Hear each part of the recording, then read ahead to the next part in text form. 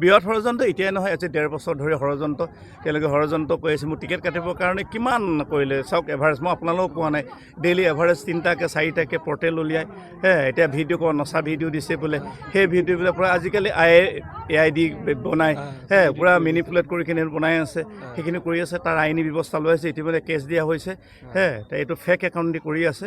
গতিকে সামাজিক মাধ্যমত যিখিনি কৰিছে তাৰ ওপৰত কেছ কৰা হৈছে।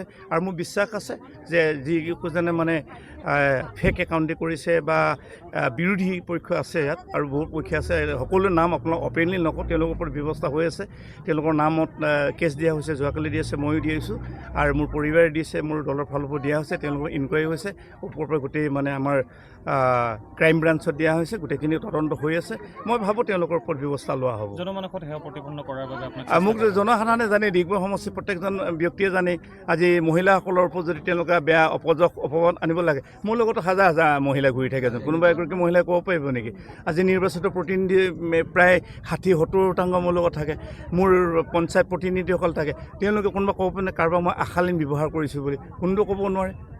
পুৰুষটো বাদ দি কৈছে, মহিলাসকলৰ কথা কৈছে। সেইকাৰণে স্পষ্ট কৰিছে তেওঁলোকৰ আইনী ব্যৱস্থা লোৱা হৈছে, ফেক একাউণ্ট দিয়া হৈছে, আৰু সময় নিশ্চয় গম পাব কোনে কি কৰি আছে। আৰু আপুনি দেখিছে ইলেকশ্যনৰ আগলৈকে টিকেট কাটিবলৈ চাই আছিল, যেতিয়া টিকেটটো নাপালে, মই কৈছোঁ ন, আজি 1.5 বছৰ ধৰি লাগাতাৰ কেইজন মানে অপযোগ, নাম নকওঁ, নাম আপোনালোকে নিজে উলিয়াই ল'ব, নামখিনি গম পাবই।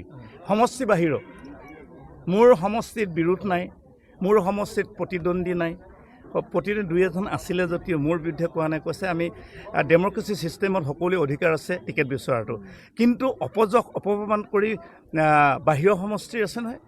মোৰ কাষৰ সমষ্টি কেইবাটাও মানে 6-7জন লোক আহি কিনে সেই ষড়যন্ত্ৰ 1.5 বছৰ ধৰি দেখিছে। প্ৰতিটো অপযোগে সেইখিনি ডিগবৈ সচেতন ৰাইজে অফুৰাই দিছে।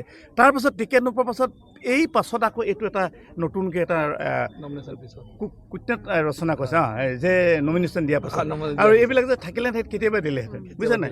এতিয়া মানে ডেইলি নতুন অকল ৰাতিয়ে দিনে এটা কথা চিন্তা কৰে, চুৱেনে কেনেকৈ অপযোগ কৰিব পাৰি। তথাপিতো হাজাৰ হাজাৰ মানুহ, আজি দেখিছে কেনেকুৱা মানুহ, পৰহি মানুহ কেনেকুৱা মানুহ, মুখ্যমন্ত্ৰী নগৰী আগতে কিমান মানুহ, এইটো কথাটো, এইটো কাৰণে চিন্তা নাই। এইবিলাক ফেক একাউণ্ট চবেই জানে, আমি জয়ী হ'ম বহুত। এইটো থেংক ইউ।